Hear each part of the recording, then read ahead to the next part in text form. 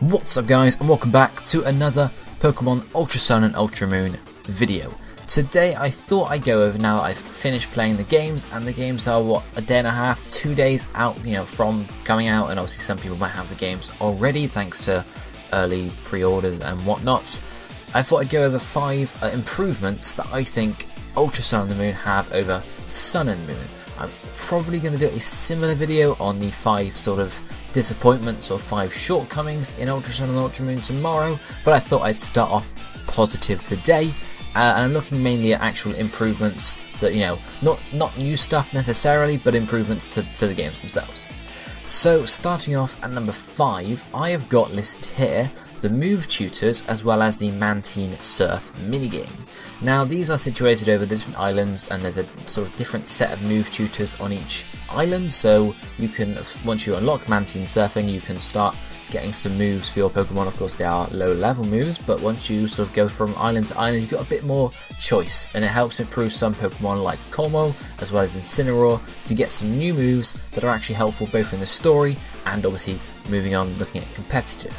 Mantine Surf itself is a welcome addition. It's just a fun little mini game you can play, as I'm sure plenty of people will enjoy. It's a bit more fun than the Poke Finder, which of course still returns, but it's a bit funner than taking the same picture of the same Pokemon over and over and over just to get those Poke Finder points that really don't mean anything in the end. They are of course worthwhile. You can buy items with them as well as doing the Move Tutors, and again it's just a fun little breaks the game up a bit if you want to spend some time grinding out to get some new moves. Moving on to number 4, here I have listed is the grinding or training aspect of the games. Now this is particularly talking about once you finish the game, say you want to grind to level 100, or you need to be grinding up some competitive Pokemon from when you've hatched them as eggs. Back in Sun and Moon, really the best way to do this was to run through the Elite Four multiple times, and that's never a good experience because either you're training like 1 or 2 Pokemon up at a time, or you're having to use a single Pokemon to run through the Elite Four, and generally you're burning a few through max potions and full restores, and it's just not fun as a training method. It's fun to battle the Elite Four over and over, of course, but it's not fun to have to use it and be forced to use it to train your Pokemon. Of course, apart from that, the only other option you really had was Pony Island, sort of the end section there where you had some fairly high level Pokemon.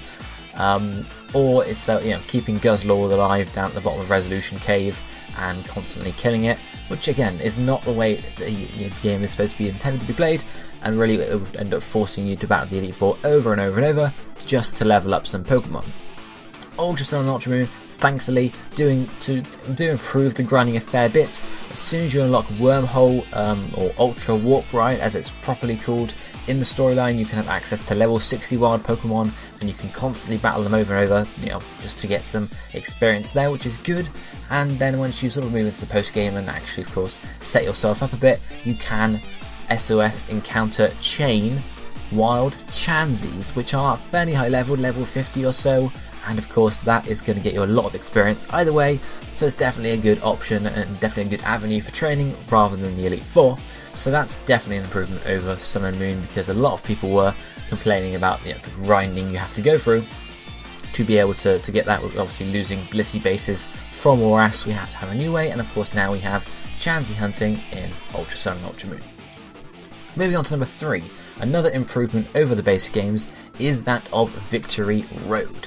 Victory Road is much improved upon. Of course, if you remember back to Sun and Moon, those dark days when Victory Road, you went in, obviously you battled Gladion at the base of it, you went up into the caves, you went through the caves, battled some wild Pokemon, and then you were at the Elite Four, and that was it. And there was no challenging aspect to Victory Road.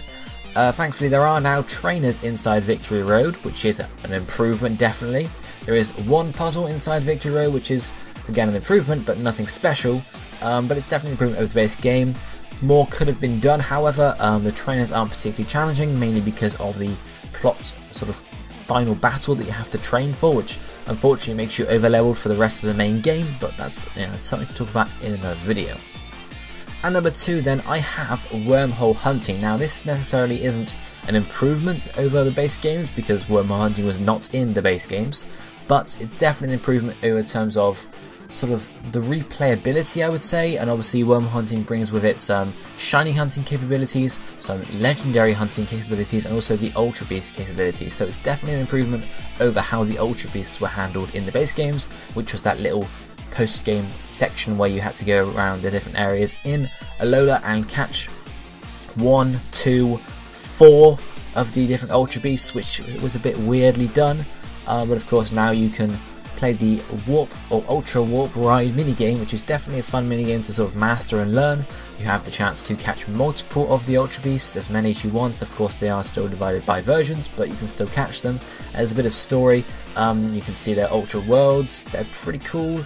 And of course you've got the legendaries you can also catch, and the shinies, although the shinies aren't that extensive. There's only, I think, 20 wild Pokemon available apart from the legendaries and the Ultra Beasts, which means only, the shiny method's only valid for 20 of them, which is a bit of a letdown. More could be done with it, but again, it is still an improvement over how the Ultra Beasts and the catching of legendaries was handled in the base games.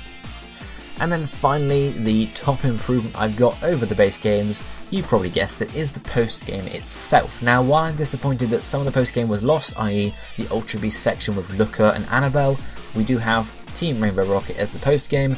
It's a very exciting, a very interesting post-game section. It lasts at least an hour, if not 2 hours, to get through the whole thing, battling all the trainers, battling all the team leaders, getting to sort of, a throwback to each of their generations and each of their games, and of course then the culminating fight with Giovanni I should say, is again satisfying. The battles are fairly challenging as well. I did have to grind for Giovanni, so it's definitely sort of a good experience, and definitely an improvement over the previous post-game, which was a case of go around Alola, catch some Ultra Beasts, you're done.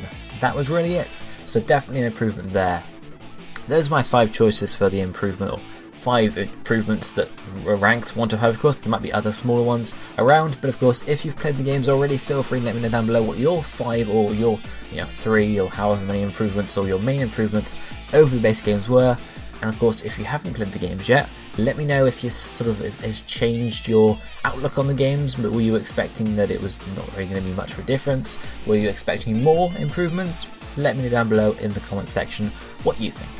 But this will be it for me for today, so I shall see you next time. Thank you for watching, and goodbye, my friends.